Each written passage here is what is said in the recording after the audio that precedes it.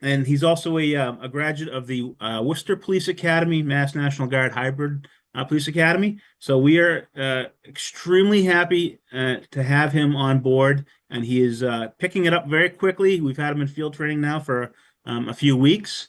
He actually just got back from part of his summer annual training, but he jumped right back into the mix. So we are very fortunate and very glad to have him.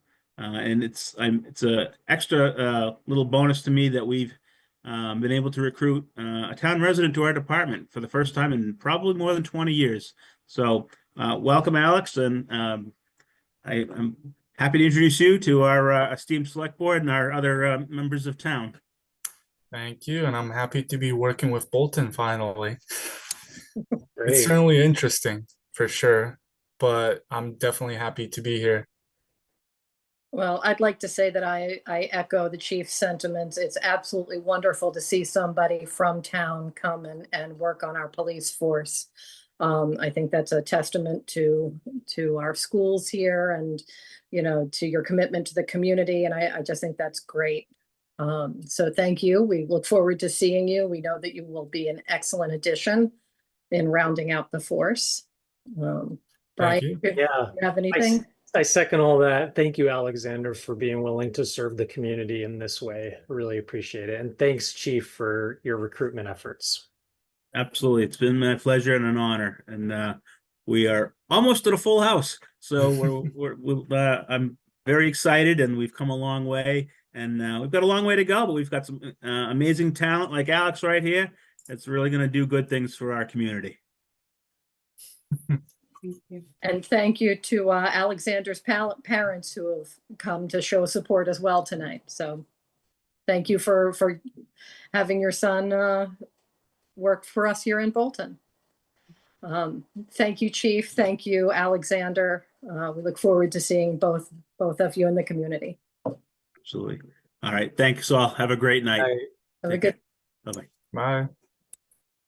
Our next agenda item is going to be the continuation of the public hearing on the petition of National Grid and Verizon to install 4 jointly owned poles at East End Road. I'll take a motion to open the public hearing. So moved. Second, roll call, Brian, I'm a yes. and I am also a yes. So Marie, do you want to give us a little background of where we are on the public hearing at this point? When we had last opened the hearing at the end of June, there were some items that Colton was going to follow up on, and we're aware then that there would be subsequent conversations with Mr. Case, the tree warden, and individuals in the community who wish to comment. Okay. So is Colton here? Colton. Hello, good evening. Hi, good to see you. Thank you. Can you give us an update of where you are on these? Yeah, absolutely. So just as a quick recap, this work request is to reconductor the existing overhead lines with a spacer cable arrangement. This is a poor performing feeder, so we're working with you all in Bolton. It continues up into Harvard. And the goal is to have better reliability, fewer outages, etc. So in order to do that, we need additional poles to be set and them to be guide to support the additional load and weight of these heavier, more robust cables, essentially. So I have spoken with Mark. I staked out the pole locations. We had some back and forth. I worked with our real estate representative, and we had potentially a modification, but that got scrapped. So we're back to the original plan. And that's essentially where we are and what the purpose of the job is. Okay, thank you. And our tree warden, Mark Case, I see that you're here. Can you give us an update from your perspective? Sure. So Colton and I did talk numerous times over this project. The most of it is the same as advertised. However, like he said, we've gone back to the initial proposed plan. The locations and the guys are all staked. The only difference that we have seen is that the last pole, which is pole number 25-50, is now proposed as a guided pole where it was not advertised as a guided pole. And it is also about 50 feet closer to the Harvard line than it was. The advertisement shows it at 84 feet north of pole 25, and it's significantly further than that now. Typically in the public hearings and stuff like that, they can subtract something from the hearing, but you can't add something to the hearing.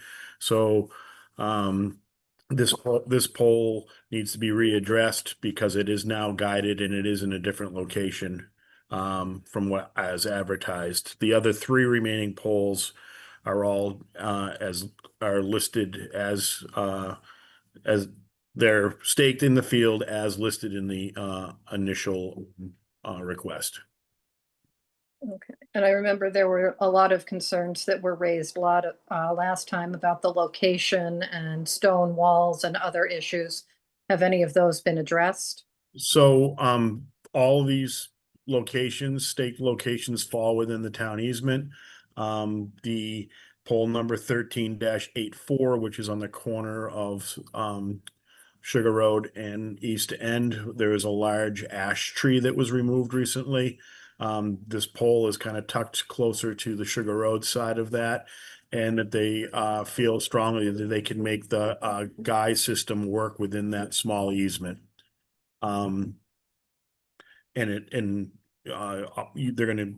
They're proposed using a sidewalk anchor and then actually changing the angle of that a little bit to make it all fit and work. From what I saw staked in the field, I have no problems with pole 8, pole 13-84, or pole 25-50. Okay, thank you very much. Brian, did you have any questions for either Colton or Mark? I just wanted to clarify, it sounds like there's still a few things that need to get ironed out. So like we can't actually approve tonight, or? Right, it sounds like that there's one that needs to be readdressed because they're adding something different. And so for any residents that may have, I guess, concerns, do we think that those concerns may change based on the revised plan? I don't know, Mark, if you would even be able to speak to that. I don't want to answer for any of the butters or anything, but like I said, the only difference is that the pole 25-50 is now in a different location and now from the initial, and it's a guided pole. That's the only difference. Okay. So at this point, if there's anybody in the meeting, any residents who'd like to offer any input or comments, we would take those.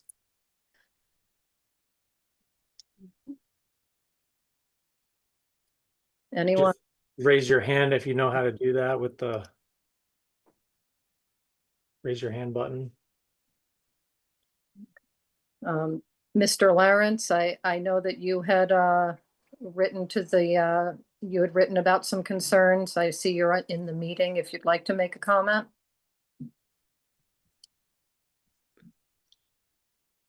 Okay, well, since nobody from the public seems to be making a comment, and since we are not able to act on this tonight, I would take a motion to continue this hearing. Sorry, it looks like Mr. Jagodnik has a His turn. Yeah. Okay, okay. I see you, Mr. I'm sorry, I mispronounced your name, Mr. Jagodnik. Jagodnik. Okay, please go ahead. Okay, thank you. I live at 115 East End Road. We've been here since 1978. And that we have one pole in front of our house. It's 25, number 25. And it looks like the latest plan is going to add 2 additional poles in front of our stone wall.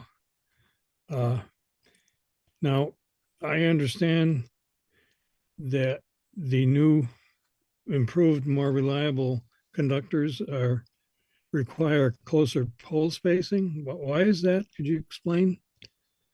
Well, Yeah. it seems like it's going backwards. I mean, poles are not necessarily desirable to have. They, they get in the way of cars sometimes. They need to be trimmed and mowed around. And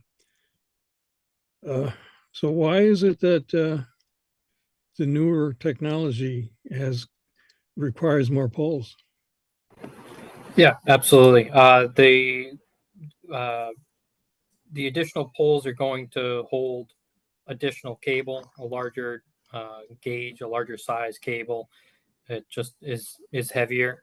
It's the same voltage, so to support the additional load, the additional growth for future everything. Now we see it's going more electric, air conditioning, mini splits, EV chargers, solar.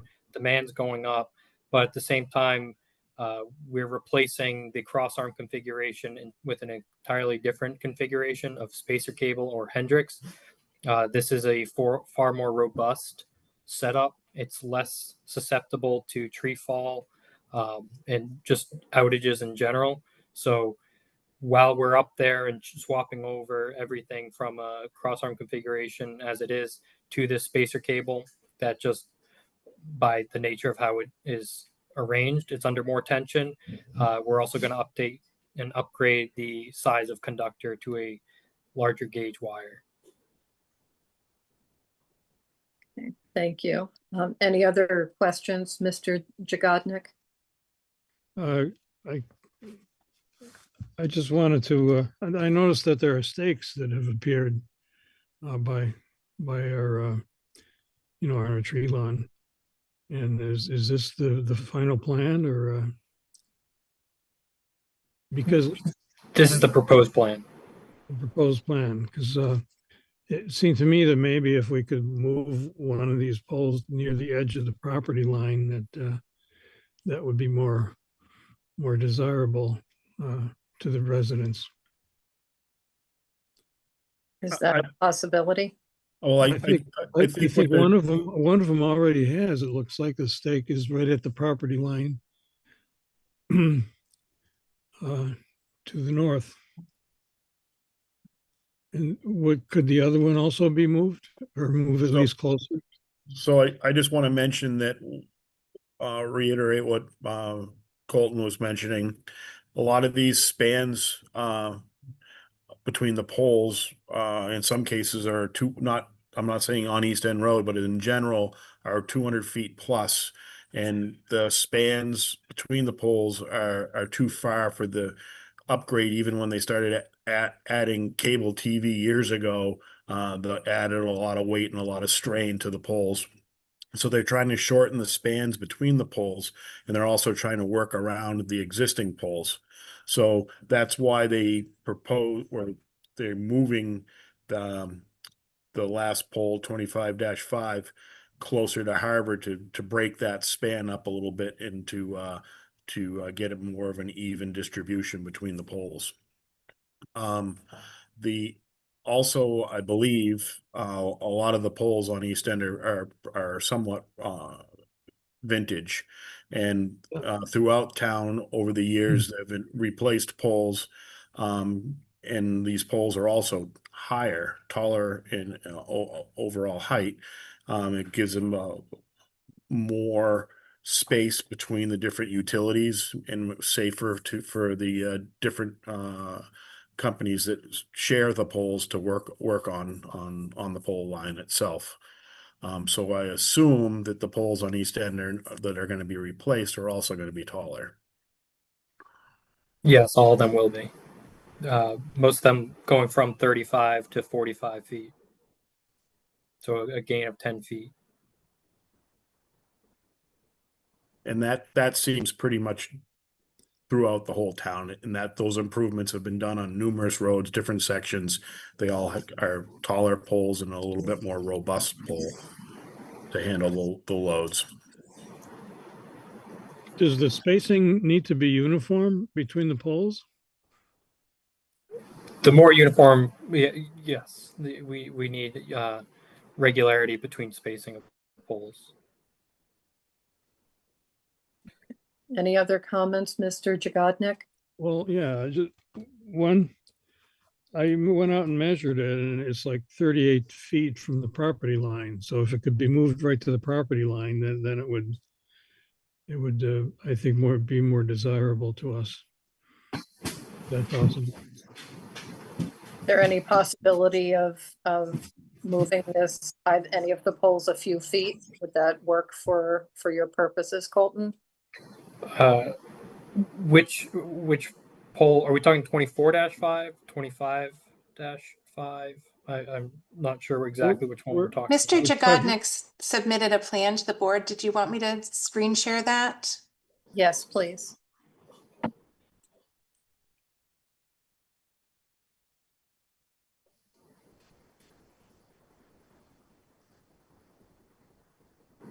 Yeah, I guess it would be P2450 that we're talking about. Yeah, that one was set intentionally. That's right in the middle of the span to Right, break I it know. right in half. And it has to be in the middle. It can't be moved Correct. 38 feet. Yeah, by moving it one way or the other, you start to have the spans be unbalanced, and basically defeats the purpose of splitting the span. Okay. Well, thank you. Okay. Any other comments, sir? I can't think of anything right now. Sorry. Okay. No, thank you. Thank you for your input. Is there anyone else who would like to make a comment? Yes, Kate, this is Jeff Lawrence at 66 East End. I don't have a camera. Can I still participate and ask a question? Absolutely. All right, well- Thank you for joining.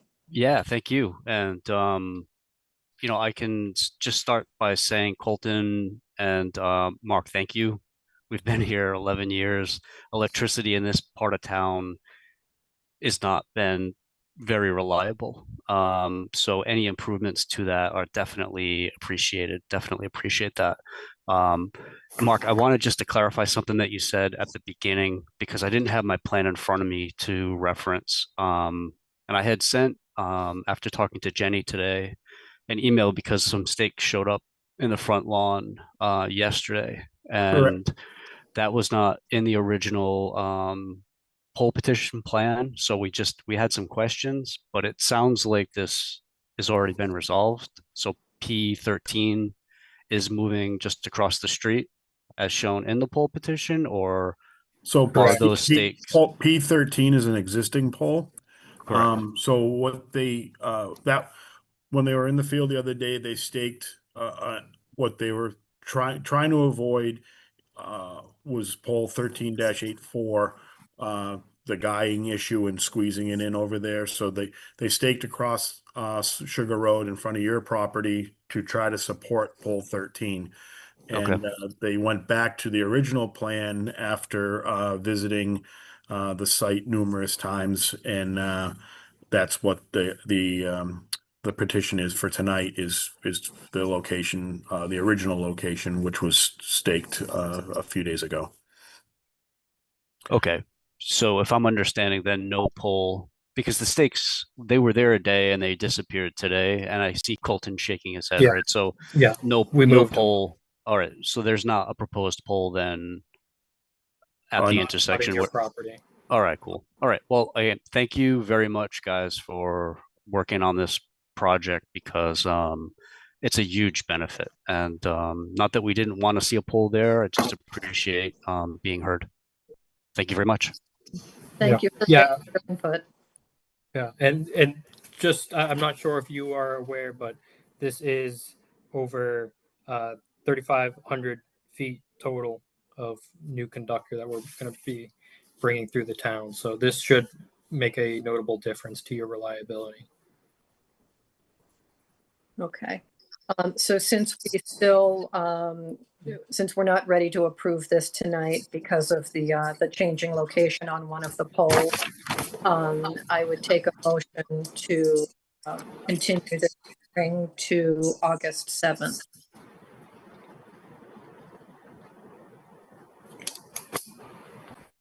Yes, I would make a motion to continue the hearing to Thursday, August 7th at 7 p.m. Second. Roll call, Brian, I'm a yes. and I am also a yes. Okay, thank you both for being here, and we'll see you in a couple of weeks. Thank you. Thanks. And thank you to the residents for their comments. They're very helpful. Okay. The next item on our agenda is a request from Tie Rods Club to place temporary signs for an event on September 7th. Do we have a representative from Tie Rods Club? I'm not seeing that we do. Jenny, do you know if they were planning to attend? They were planning to attend. Well, I guess we can come back to this if they show up in a little bit, but we just, Yep, I could resend the link now. thank you.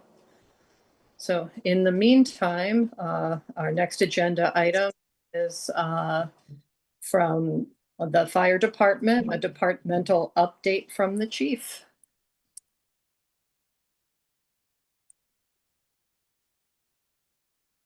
Good evening.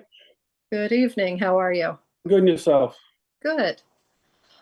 So one of the things that the select board has prioritized this year, just by way of background, is a review of various departments in town so that the select board can have a better understanding of how all of the different departments operate, and so that we can hear from the department heads as to their ideas for ways to improve or ways that they need support, goals that we could try and help them with. And fire is the first one in the hot seat, so to speak.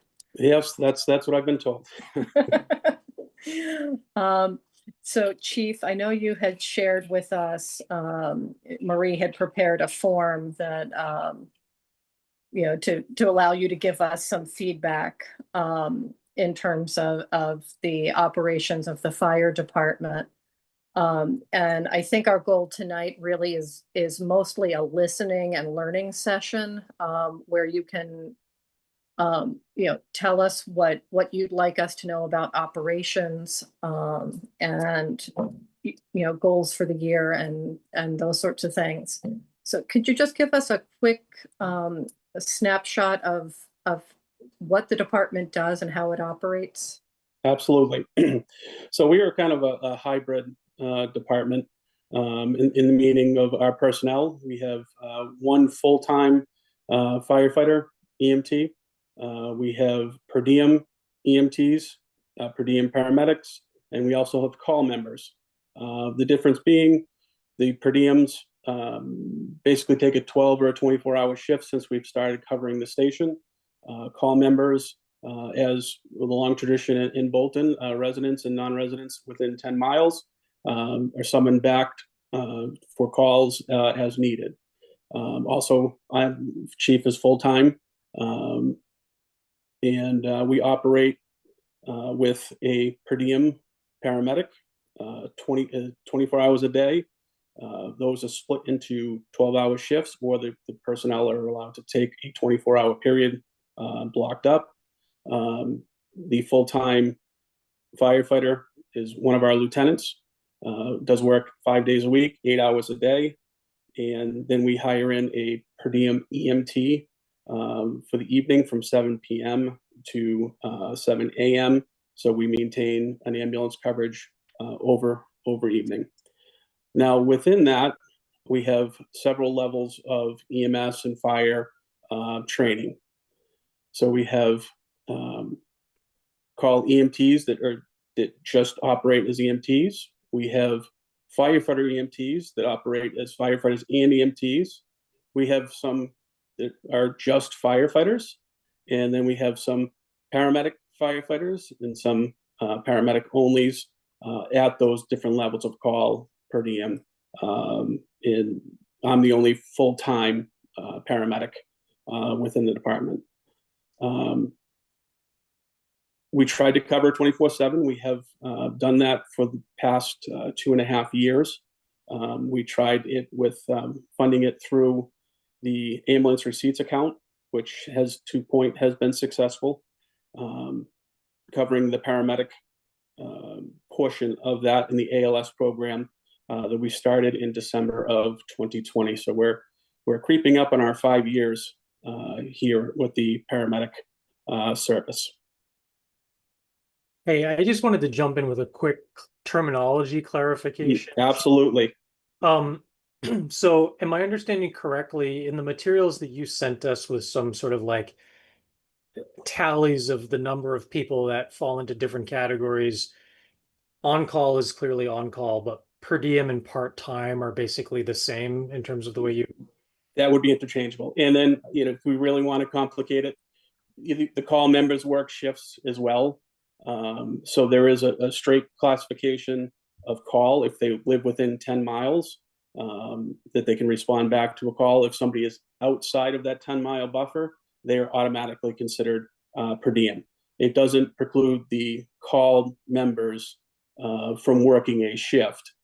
It's just a classification, like they're going to return. We have some members that live as far away as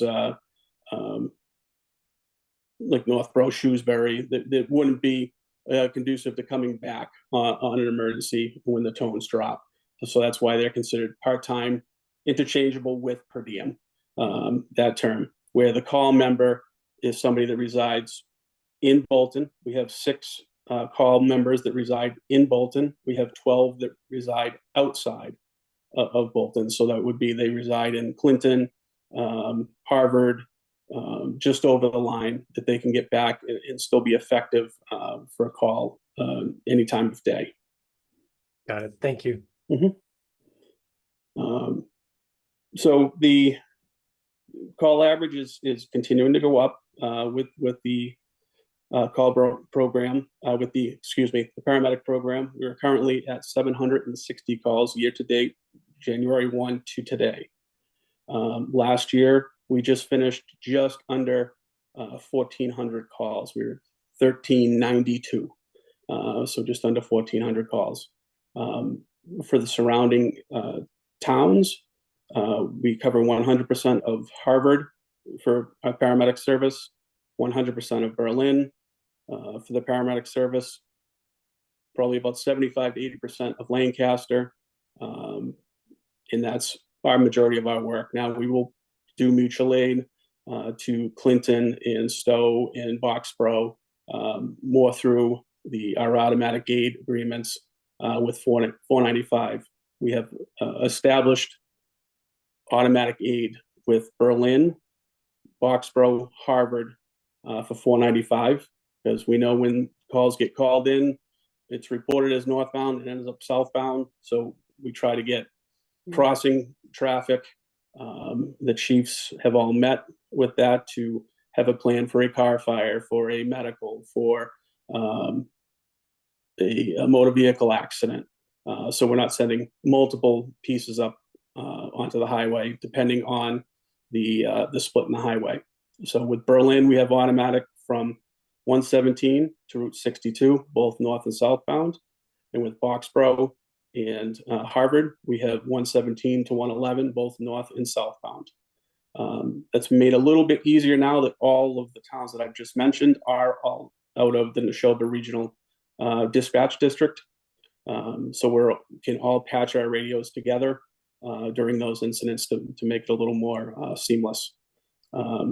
We also have some mutual aid agreements with Lancaster. If there is a fire alarm, a fire incident at Neshoba, they are automatically sending a ladder truck. Because as you know, we do not have a ladder truck. We have worked that in getting ahead of the building, but they're already on pace to be our automatic aid into the 580, 582 to 590 Main Street and 600 Main Street. So we have a ladder truck for elevated 3-story buildings. So we've been chipping away at those. Chief, can I just interrupt to ask a question? Absolutely. So you had said that we provide 100% of paramedic coverage to Harvard, Berlin, and most of Lancaster. Is that by contract? Do we have some kind of written agreement with them where we're providing the paramedic service? Yes, we do have a ALS agreement with them. It is not a guaranteed. If we are not available, priority is to our town. If we are available, we can go. Okay. So it is not a binding 100%. Okay, and when you mentioned the number of calls, 1,400 last year, is that Bolton calls or is that all calls, which would include going out of town That is all calls. Okay. All calls for fire, EMS, hazard materials. Every call we were requested for in town or out of town, that is equivalent of that number. And that's fire, medical, everything that you respond to? Everything, yeah. Okay, sorry to interrupt. I just wanted to clarify. No, I'm glad you did, so I can clarify that point. Okay, so, no, go ahead if there's no, more. please go ahead. Let's go in another direction. Okay, so thank you. I think that gives a pretty good understanding of kind of what you guys are doing. Brian, do you have any questions before we move on to another area? Okay. No, I'm good. Okay, so the next area that we had asked for your feedback on was goals for the year ahead. And if you want to go through that a little bit in terms of what your response was, and then I think we might have some questions on that. So the plan ahead is kind of twofold. Obviously, I'd be looking to add more full-time staff, so we're covering more hours. Right now, with per diem, with part-time, with call, there are holes within the coverage because we're depending on, we put a schedule out to the membership 3 months at a time and try to fill those time slots. Obviously, there are times we come up, we are unable to fill, and we'll have one person in the station. So there are holes. So I would like to start looking at adding personnel so we're covering 24/7, 365 days with the call volume that we do have. That keeps expanding every year since I've been here, almost 7 years. Could I just jump in with a question there, Chief? It's sort of like a question slash, I guess, a flag. I guess I would say, as you're doing that analysis, well, let me just make sure I'm understanding what I think you're saying. It would be helpful in terms of coverage to have some more full-time people on staff because it helps with your scheduling and all of that. I think I would want to be interested in the analysis of like the overall cost impact, because I could imagine a world in which actually we are fulfilling our staffing requirements with full-time people and it's actually cost neutral. It's just more reliability. But is that going to be part of, like, will you be able to present that later, what the cost impact would be? Yes, I kind of started with a grant, looking at the SAFER grant that we could apply for. Actually, we did apply for. We need to speak about that more because it was a time frame. I thought we were going to meet before this, and the time frame was moved for this meeting, and it had to be in last week was the federal deadline. Yes, I'm looking at neutral. I'm not trying to make this department full-time through and through. I'm looking at 2 people in the station 7 days a week. We're looking at 7 ultimately to get there. What I'd like to have is 7 more. So that only gives us 2 in the station 24/7, and we supplement still with the part-timer during the day, the first 12 hours. Would we be taking hours away that we have now? Yes, we would be, to make it more neutral, as you're saying. There still needs to be some work to hone that in, but we'd be cutting some hours overall throughout the schedule that I think the impact would be more neutral than not. So we still have to maintain a call department, somewhat of the part-time department. We're looking at currently 16 of our members that work out of town during the day. That's our hardest section, from 7 a.m. to probably about 7 p.m. I only have one call member that works in town that could be available during the day. Correction, two. One recently retired and one that works in town.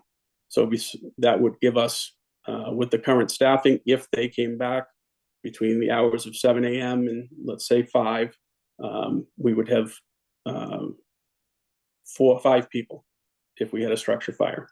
So that is why we've entered into agreements with other towns for automatic aid, mutual aid, to bolster those numbers, because we're looking, if we want to comply with NFPA 1710, about 20 firefighters on a scene within 15 minutes that we're not going to achieve without the help of our mutual aid.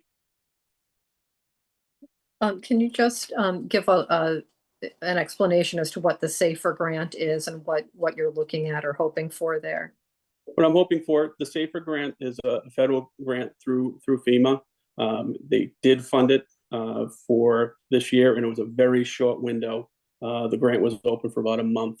With the federal government, will cover 75% of each firefighter for 3 years throughout the life of the grant. So if we did get the 7, federal government covered 75%, hopefully giving us enough time to figure out how to work it into the budget or slowly work it into the budget for the town.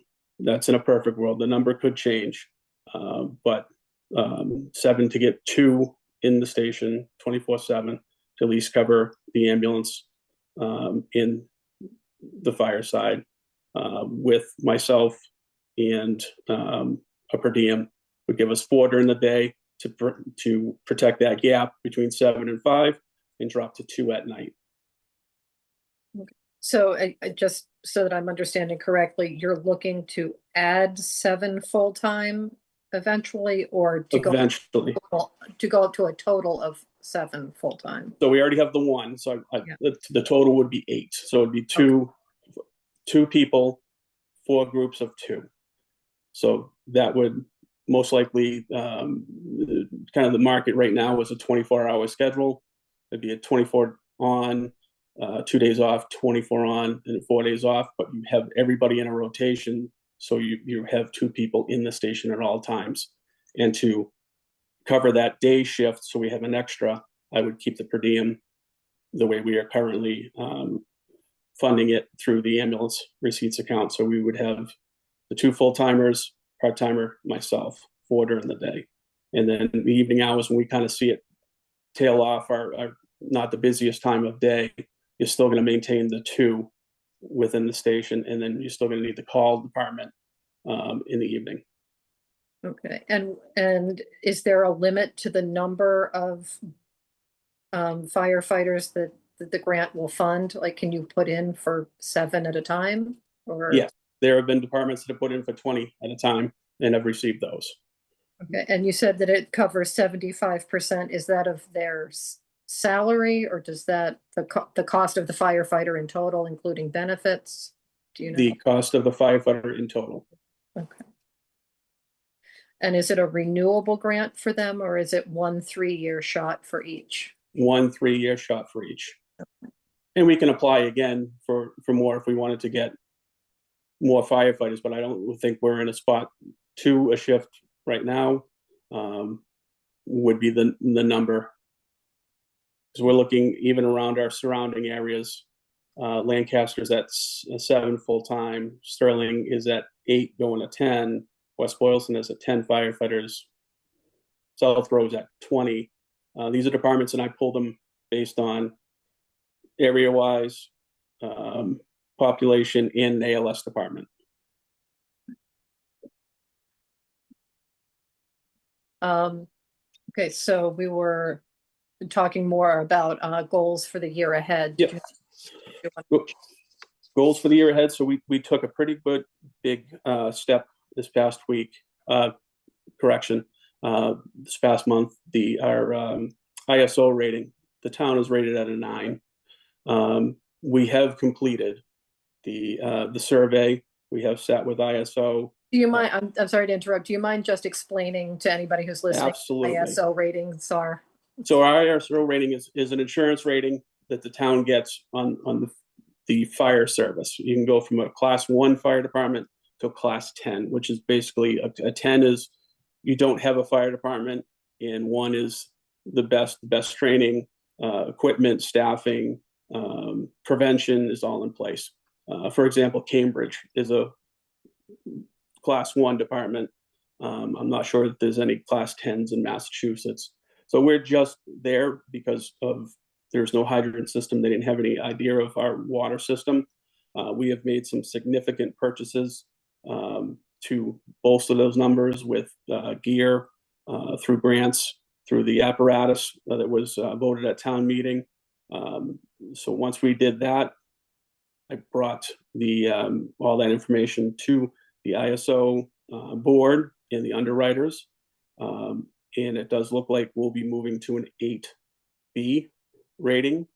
And then over the next year, working with our agent, we're hoping to move down to an 8, which the agent said should be pretty feasible from the steps that we have made for our annual testing on hose, maintenance in the fire ponds, what we carry on with how much water we carry on the trucks, the training that the members receive, the officers receive.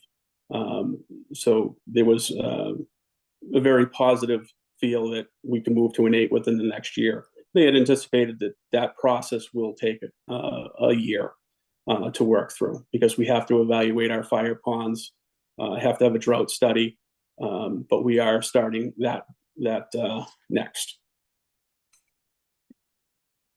Thank you. The next area was finding smarter ways to work. Looking to see if there's new technology or resources or anything that you're looking at to kind of streamline the department. Is there anything that you can add that we haven't already discussed? So we've been, again, very fortunate with grants. We did working the deputy chief, working through OEMS, did get a grant. We did receive 2 ventilators. The cost of those would have been $40,000. This will help free up the paramedic provider with an automatic ventilator. We did that. And technology-wise, we have incorporated pre-planning on most of the town buildings and commercial buildings in town that you can pull up from your tablet. It'll give you the square footage with the required fire flow. If there's elevators, the alarm system, the contacts, and these have been mounted in the apparatus and actually on some of the phones, the officers' phones, that we can pull that information right up from our fingertips, right from our phones, and we have the needed calculations where the Knox box keys are, fire alarm panels, all that information. So those are a couple of technology things we have been working on at the department. Cardiac monitor, ability to send the cardiac rhythm to the hospital was also put in. And again, with the fax, we can fax it and we can go Bluetooth right to the hospital to get that information to the hospital before we even arrive to start patient care. Great. And I don't know if you have anything else new to say on new or updated programs. I think we may have covered in terms of the SAFER grant that you had mentioned. Is there anything else that you want to mention for new or updated programs that are coming? I think we hit most of them throughout the other points of our conversation here. We do have our annual testing coming up on the fire hose, the apparatus, pumps. That was completed actually.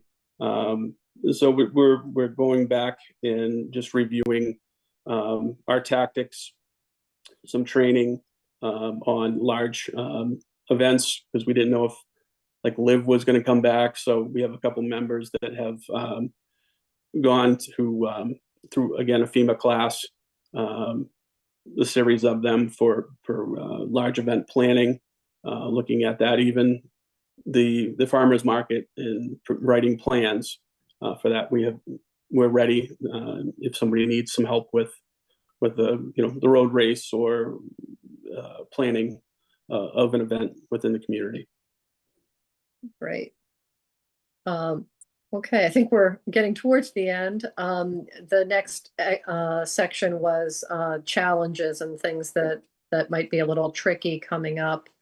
Yeah, and obviously we've talked about staffing.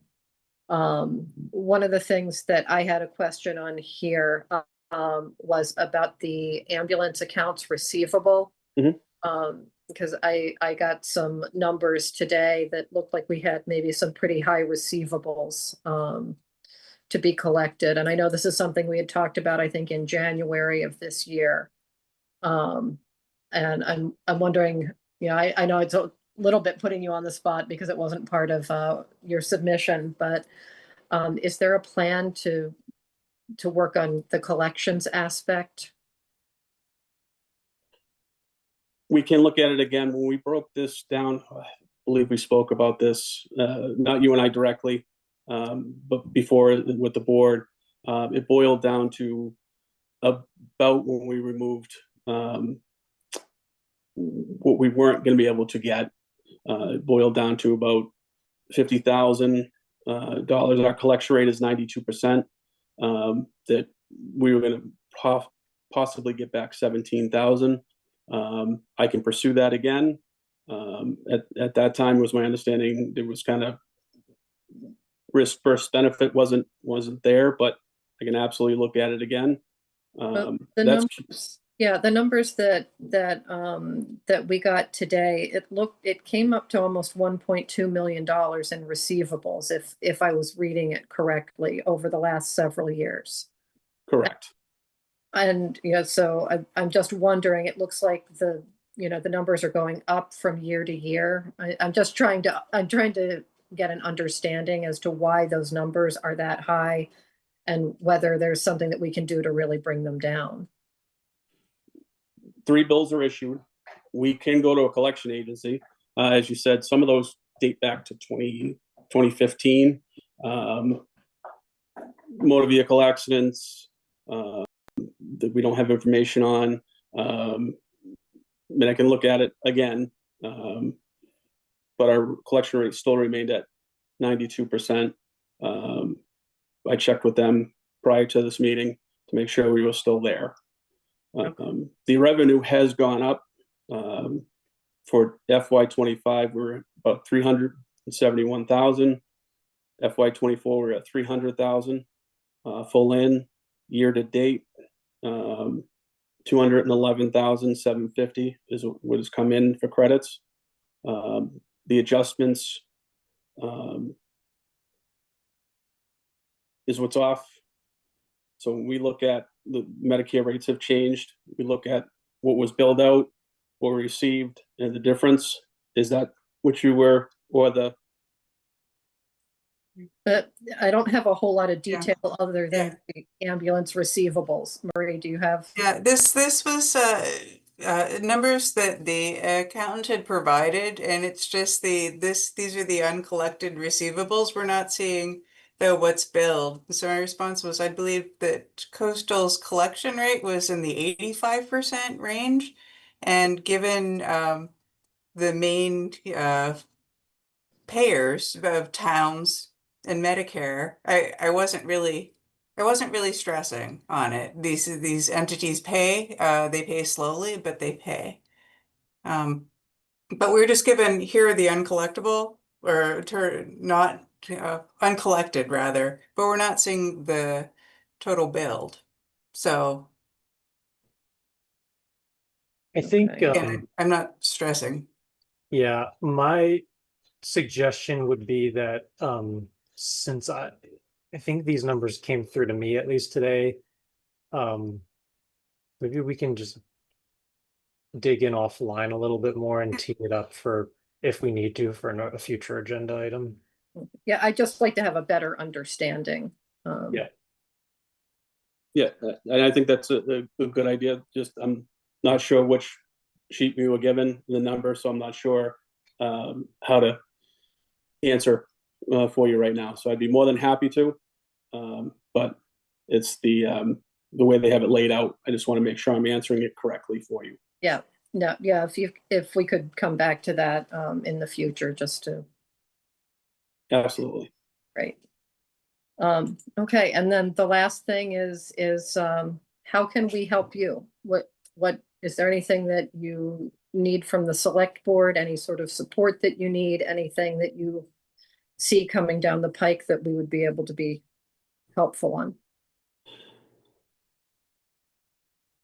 Not specifically. If I've ever had any questions from either one of you, I've been more than helpful. Any questions, any direction, just maintaining that working relationship. We are going to see some challenges coming up with staffing, with even making sure that we have all of the equipment that we need for our firefighters. It's ever changing. Luckily, right now we're not in that spot, but if we do, you'll be the first to know. Okay, well, Brian, any other questions? No, I guess I just want to thank the chief for being willing to go first in this process of departmental overviews. And I think it's honestly, like, for those of us that are members of a board or a committee who maybe see more of the workings of the town in and out, like, for your average Bolton resident, they don't necessarily have those touch points. So it's really helpful for you and the other folks that are leading departments to be willing to come and go through this process with us. So I just want to say how much I appreciate your willingness to do that. No, not a problem. I'm glad to get the information out there, and I think you kind of nailed it when you had me slow down a couple times. I'm so used to my jargon and getting that message out that it was good to break it down and give somebody the opportunity to understand maybe why we do what we do, and why the reason. So I thank you for this time. And we are grateful for all that you do, Chief. Thank you very much. Thank you. Thanks. Have a good night. Have a good evening.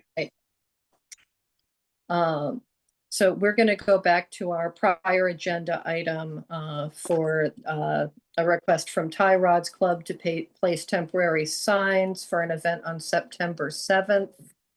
Mr. Lestrella? Yes, this is Mr. Lestrella. Hi, sorry to have kept you waiting. It's my mechanical error. Well, do you just want to give us a little overview of what it is that you're looking to do? Yes, we install approximately 5 signs that tell our customers to come, where to come and when. And it only stays up for 1 week approximately. Okay, and I think you were looking to put up 5 signs, is that right? That is correct. Okay, and they're all identical, they're 24-inch by 24-inch? Physically, they're identical, but the information varies. Okay. And you were, and the reason that you're coming before us is because you're looking to put these in the right of way, not on private property, which is why this requires select board approval. So, and I see that you plan to take the signs down the day after the event. That is our plan. Okay. Brian, do you have any questions? No, I think I recall getting this request sort of on an annual basis around the time of this event that I think is always toward the end of the summer. And I've seen the signs in the past. I have no objection to them, and I think it's a great thing that happens in town. All right, well, I would take a motion to approve the request of Tie Rods Club. Sure, I'll make a motion to approve the request to erect a total of 5 signs on August 30th, 2025. And those signs are intended to be removed on September 8th, 2025. Second. Roll call, Brian, Yes. and I am also a yes. Mr. LaStella, thank you very much and congratulations on your 51st year of this event. Yes, thank you very much. All right, have a good evening. Thank you. Yep. So we are running a bit behind on schedule, unfortunately, but it is time for public comment. If anyone in attendance would like to make a public comment, please go ahead and raise your hand. I don't see that we have a whole lot of members of the public in the audience. So we will move on to the town administrator report. All right. A relatively short report. Just as a heads up to the select board, the Alton Neshoba project through Wood Partners is definitely on track. They'd approached the town with a request for parking at the Tower Field, basically the field right next to the bank on Main Street, as they're increasing the number of workers at their site. They had been parking there earlier. They had not sought permission. I'd followed up, and we started a discussion about how to formalize this. If the board is amenable to such an idea, I could draft a short-term lease agreement and bring it to the board's next meeting. The rate would be comparable to what they're currently paying the Trinity Church. It would be through September, 5 a.m., 5 p.m. I've confirmed with Park and Rec that this would not interfere with lacrosse, and Wood Partners is willing to reseed or hydroseed the grass to get it back to its earlier condition or stated condition. Contemplate if you wish to pursue this. Well, I think it sounds like a good way to bring in a little bit more revenue. All right. Yep, I agree. Speaking of on schedule, I've attached for the board's pleasure the 3-week look ahead for the roundabout. We are on National Grid schedule for July 28th for the movement. On the MVP project of Derby Field, I've been pestering the Conservation Administrative Assistant. They have not made any announcements yet. Based on a resident question, wanted to provide a brief update for the DCAM home rule. Folks can remember in 2023, there was an article that was voted to seek the permission to purchase or seek the permission to make an offer on 10 acres of a parcel that is shared both between Lancaster and Bolton. This did not make it through the last legislative session. Representative Hogan had refiled it in 2025. Last week, July 3rd, it was reported favorably from the committee. Now we'll have a vote on the House floor. Those liaisons are likewise, though, looking into DCAM's plans for the parcel. Some folks have mentioned that is in the pipeline for the governor's affordable housing site. And Representative Hogan's liaisons will be reporting back once they have more information. But as for now, it is proceeding ahead due to the representative's efforts. Wanted to update the board that we'll be welcoming Bolton resident Lisa Sullivan, who will be joining us as a part-time administrative assistant for the Board of Health and the building departments starting on Monday. Also want to give my thanks to Jenny Jacobson and Kristen Zena, as well as Chris Rogers, who were part of the screening team, and then Jenny and Kristen taking the lead on providing orientation and instruction to Lisa in advance. This, incidentally, for this position as well as for the library, for folks who are wondering, these were positions that have been in the fiscal 25 budget. And in the fiscal 26 budget, there is not an increase in headcount. There is not an increase in benefit eligibility. The library is continuing reviewing and interviewing candidates for the children's programming librarian. As you had been earlier informed, the Park and Recreations Camp at Resolute had received certification as a camp from the Neshoba Associated Boards of Health last week. Public service announcement: as of Tuesday, the clerk's office had 56 outstanding dog licenses for which citations and late fees have been issued. We had a wonderful senior tax work-off individual who'd placed courtesy calls to the owners. Every owner in arrears, multiple residents had stopped by today. Please be aware the animal control officer will begin posting notices at owners' homes next Thursday, the 17th, and subsequently, per our bylaws, the Clinton District Court will be notified. And for the Select Board's future planning, the Department of Planning is planning to come before the board on the 7th of August per the departmental overview meeting schedule. Wanted to step back because we are affected by changes at the state, and that affects changes at the local level. As folks have likely read, Governor Healy had signed the fiscal 26 budget. And per my last TA report, where we were slated to receive 2 earmarks totaling $200,000, the governor has caveated wanting to hold off on funding earmarks until later this fall, when there's a better understanding of the implications of the federal budget outcome. Another interesting point is that the governor was seeking the authority to make mid-year health plan design changes within the GIC. For municipal health plans, we are not obviously within the GIC, but our plans are pegged to be comparable to the GIC. So it's just something to keep an eye on. Our cherry sheet receipts and charges, also known as our total state aid, were revised following the conference committee. The total difference between what we'd gone to through our budget process with and what we would be receiving is $7,843 less. Conversely, you may have heard that the per pupil Chapter 70 minimum aid had been increased.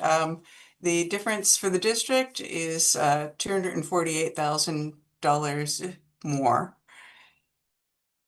As we follow the wrap up for fiscal 25, wanted to say though, our Minuteman High School assessment will be reduced $15,000 due to Minuteman having a surplus in their excess and deficiency fund. And one thing that I have on here is just a blank line, but I'm going to be talking more in the future about Pavement Matters. The towns are still awaiting their approval of their Chapter 90 apportionment. This is a big deal. If you remember with the roundabout, we'd applied some of our Chapter 90 monies to meet the increased cost of the roundabout bid. There had been rumors at the state level that we're going to get this multi-year amount so that we can do long-term planning. Today, through a House petition, that was just changed to a 1-year allocation, single year funding, which is not cheery. The problem that we have, which many other towns likewise have, is that Chapter 90 and relying on that just in and of itself is inadequate for our roads, and we all use the roads. And then prior to looking through the agenda and noticing the end of year transfer, you were posted for the 14th for your review and approval of an end of year transfer. There's only one, and advisory will be meeting next Tuesday for their review and approval, ergo closing out fiscal 25. All right, thank you very much, Marie. And any questions? No, just wanted to, well, I guess, yes, just wanted to circle back to the Woods Partner parking situation. So I know we're not taking any vote on anything tonight, but it was clear, I guess, from what Kate and I both said that we think it makes sense to move forward in drawing something up, right? Okay. I would be delighted to do that. I've cross-confirmed with the Director of Planning in our existing lease for access to the cell tower site, and everything seems workable. And it's to our benefit to have them finishing early. So, yay. I will follow up. And parked safely. Okay, so moving on to select board business. Any public service announcements? Not for me. None from me. Future agenda items?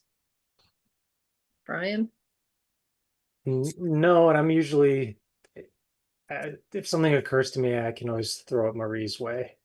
Because our next meeting is the 7th, right? Well, there had been a discussion actually, because if you notice, there is no executive session on for this meeting, and the board had earlier discussed there would be likely a need for an executive session and an overarching strategy for how the board wishes to approach collective bargaining. But then as I recall, we had thought, and this relates to the calling of the special town election. I think, Kate, correct me if I'm wrong, we thought it might make sense to actually have the third member of the board Yes, okay. so that we're not We're on right. the 7th then. Yep. Yep.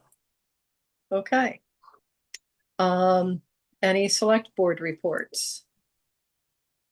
I do not have anything. Me neither. All right, so then we will move on to calling a special town election. I did have a question about that because we got a form in our packet with 3 dates listed. Mhm.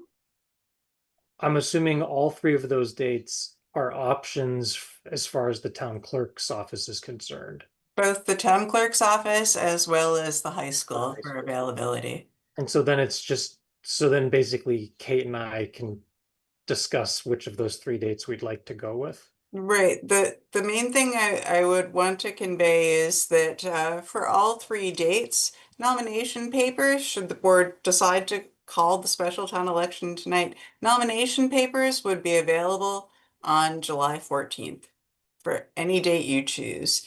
The only distinction between those dates is that nomination papers for an election at the end of September would be due August 11th.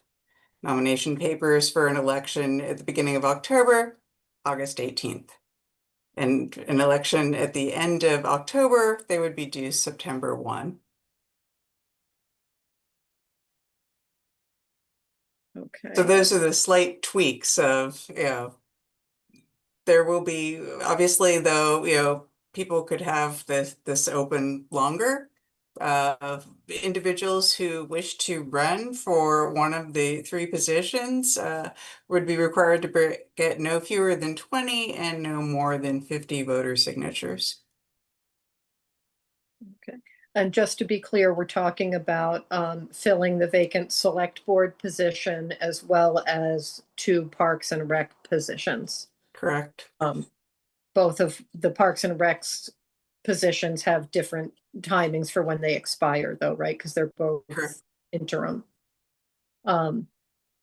So Brian, do you have any thoughts on which day would be preferable? I mean, I think it makes some degree of sense to give people plenty of time to take out nomination papers.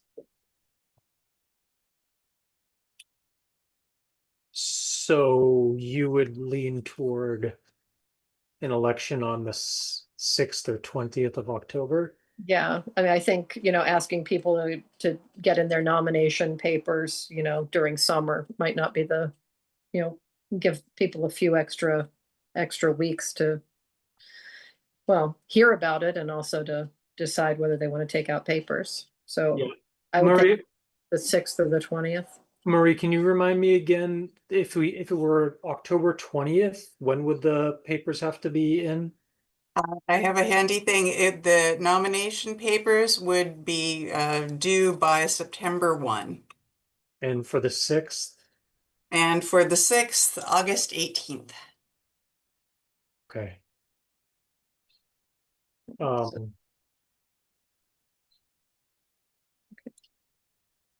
I'm fine with either of the October dates. Yeah, let's split the difference because I'm like, there's benefit in having a member sooner. So why don't we do October 6th? Okay. Do you need a vote on this, Marie? That would be helpful. You're calling, yeah. this one. And is it a vote to call a special town election for a particular day? Yes. that would Okay. be- yeah, Sorry, I just, before we take the vote, I just want to make sure, I guess, for Marie and Jenny, are there any factors that you haven't heard us consider that we should be considering, or do you think it doesn't feel like a super high stakes decision, but the last thing I would want is for people to say, I can't believe that they called it for October 6th. What about X? And then like, maybe it just isn't occurring to us. I think we're okay. It hasn't, yeah, the town clerk's office has been super helpful in going through and putting dates next to the steps, and they're ready for any of the 3 options. Okay, great. Thank you for putting my mind at ease. So I will make a motion to call a special town election to be held on Monday, October 6th at the Neshoba Regional High School Auditorium in Bolton between the hours of 12 noon and 8 p.m. Second. And roll call, Brian, Yes. and I am also a yes. So the next item is year-end transfers. Is there anything that we need to do with this tonight, Marie? Yes, Jenny will be sharing her screen, and there's only one year-end transfer. It is for snow and ice.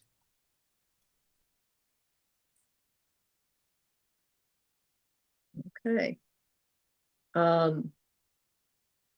So this is consistent in general with past practice, although I think it's been a while since we've only had to draw from one particular account number to be able to fill the snow and ice account, but it looks like we're able to draw it all from the police wages line, presumably because there were those vacancies. So I would make a motion to approve the fiscal year 25 end of year transfer from the police wages account to the snow and ice account in the amount of $266,000, $412.45. Second. Roll call, Brian, Yes. and I am also a yes. And on to approving bills and payroll warrants, W25-26. Is there a motion? So moved. Second. Roll call, Brian. Yes. I am also a yes. Jenny, do we have minutes? We do not have any minutes tonight. Well, that is a crying shame. In that event, I would entertain a motion to adjourn. I make a motion that we adjourn. Second. Brian, roll call, Brian, Yes. and I am also a yes. And thanks again, Jenny and Kristen and Chris Rogers for help with the hiring of the Board of Health Assistant. That's exciting. Very much my pleasure. We're excited to have her. And the time for the record is 8:16 p.m. All right, good night. Good night. Good night, everybody.